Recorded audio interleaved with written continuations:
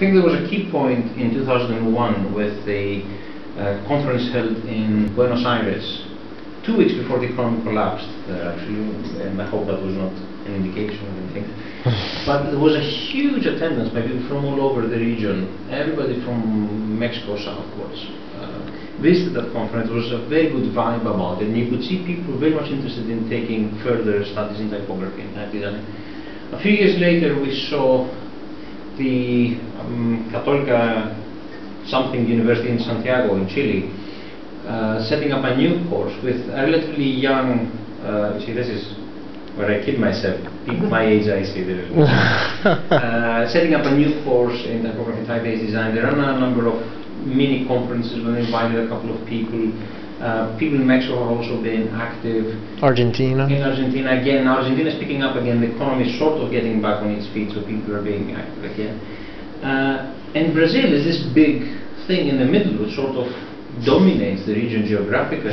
But I had not enough knowledge of what goes on. Whenever I would meet people from Brazilian conferences, they would always be very interested and very excited about typography, but I had no idea what do they learn in schools, how they are taught, what people can find out, and so on.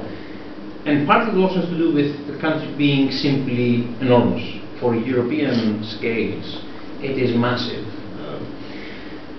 So I think there's a lot of, I thought there were a lot of things happening at different parts of the country, and perhaps not everybody knowing exactly everything else was doing.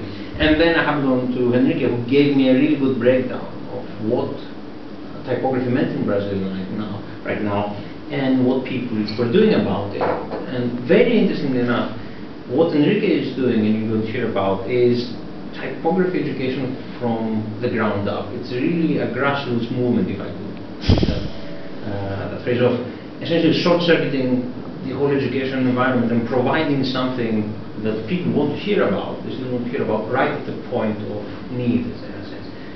Going into the schools, into the cities where people want to hear. And now you've done 31 editions. 31 instances of this workshop. And workshops and lectures. Workshops and lectures. You're going to be saying quite a lot about this, I'm sure.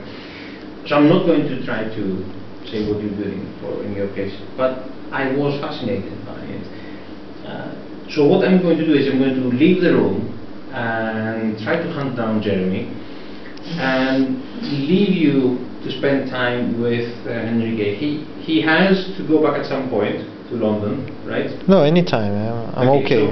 So, but he's made this trip to Reading from London specially for us. So make the most of his time. You know, just suck his brain dry.